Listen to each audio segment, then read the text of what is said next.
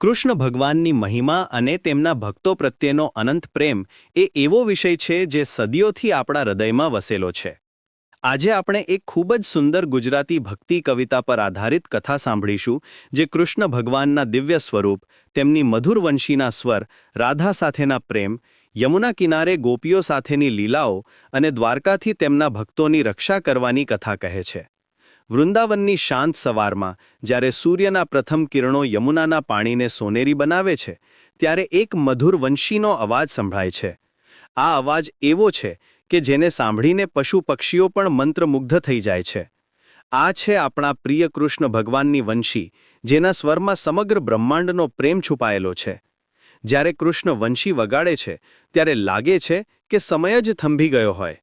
ગાયો ઘાસ ચરવાનું ભૂલી જાય છે, પક્ષીઓ તેમના ગીતો બંધ કરી દે છે અને પવન પણ ધીમે ધીમે વહેવા લાગે છે.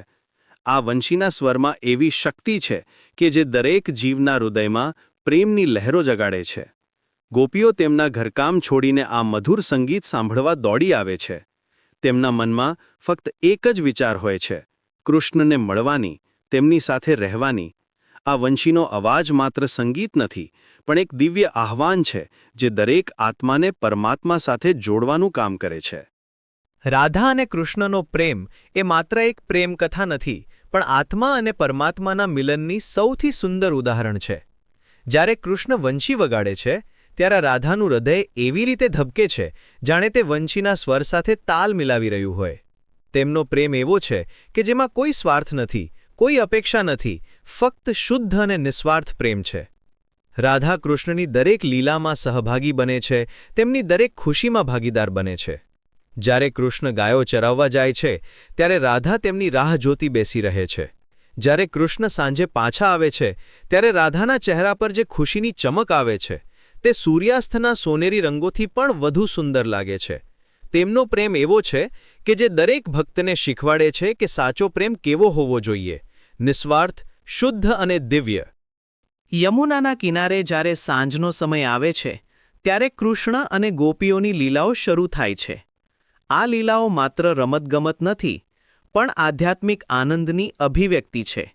કૃષ્ણ ગોપીઓ સાથે રાસ રચાવે છે, જેમાં દરેક ગોપીને લાગે છે કે કૃષ્ણ ફક્ત તેની સાથે જ નૃત્ય કરી રહ્યા છે. આ છે કૃષ્ણની દિવ્ય શક્તિ, કે તેઓ દરેક ભક્તને લાગણી આપે છે કે તેઓ ફક્ત તેની સાથે જ છે. યમુનાનું પાણી તેમના નૃત્યના તાલ સાથે લહેરાય છે. ચાંદનો પ્રકાશ તેમના ચહેરા પર પડીને દિવ્ય આભા બનાવે છે. ગોપીઓના ઘૂંઘરૂના અવાજ અને કૃષ્ણની વંશીનો મેળ એવો સંગીત બનાવે છે કે જેને સાંભળીને દેવતાઓ પણ સ્વર્ગથી નીચે જોવા આવે છે. આ લીલાઓમાં કૃષ્ણ ક્યારેક છુપાઈ જાય છે અને ગોપીઓ તેમને શોધે છે, ક્યારેક તેઓ ગોપીઓના વસ્ત્રો છુપાવી દે છે અને તેમની સાથે મજાક કરે છે. પણ આ બધી લીલાઓ પાછળ એક ઊંડો અર્થ છે. આત્મા કેવી રીતે પરમાત્માને શોધે છે અને પરમાત્મા કેવી રીતે આત્માને પોતાની તરફ આકર્ષે છે. દ્વારકામાં રાજા બનીને પણ કૃષ્ણ ભગવાન તેમના ભક્તોની રક્ષા કરવાનું ક્યારેય ભૂલતા નથી.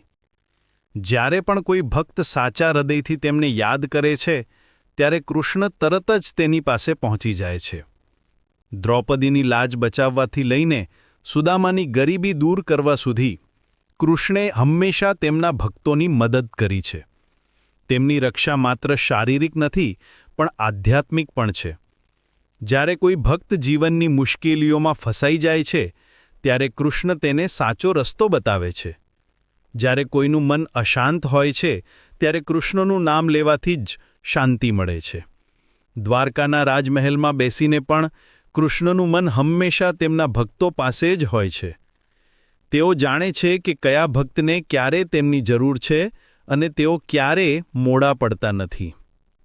આ છે કૃષ્ણ ભગવાનની મહાનતા, કે તેઓ રાજા હોવા છતાં પણ સાદા ભક્તોની સેવા કરવામાં ગર્વ અનુભવે છે. આજે પણ જ્યારે આપણે કૃષ્ણ ભગવાનનું નામ લઈએ છીએ, ત્યારે એ જ દિવ્ય શક્તિ આપણને અનુભવાય છે. તેમની વંશીનો અવાજ આજે પણ આપણા હૃદયમાં ગુંજે છે. રાધા સાથેનો તેમનો પ્રેમ આજે પણ આપણને સાચા પ્રેમનો અર્થ શીખવાડે છે. યમુનાના કિનારાની તેમની લીલાઓ આજે પણ આપણને આનંદ આપે છે, અને દ્વારકાથી તેમની રક્ષા આજે પણ આપણને સુરક્ષિત લાગણી આપે છે.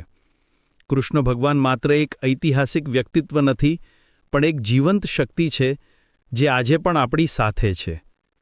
જ્યારે પણ આપણે મુશ્કેલીમાં હોઈએ ત્યારે તેમનું નામ લેવાથી જ આપણને શક્તિ મળે છે. જ્યારે પણ આપણું મન ઉદાસ હોય ત્યારે તેમની લીલાઓ યાદ કરવાથી આપણને ખુશી મળે છે. આ છે કૃષ્ણ ભગવાનની અનંત કૃપા કે તેઓ હંમેશા આપણી સાથે છે, આપણા હૃદયમાં વસેલા છે અને આપણી દરેક પ્રાર્થના સાંભળે છે.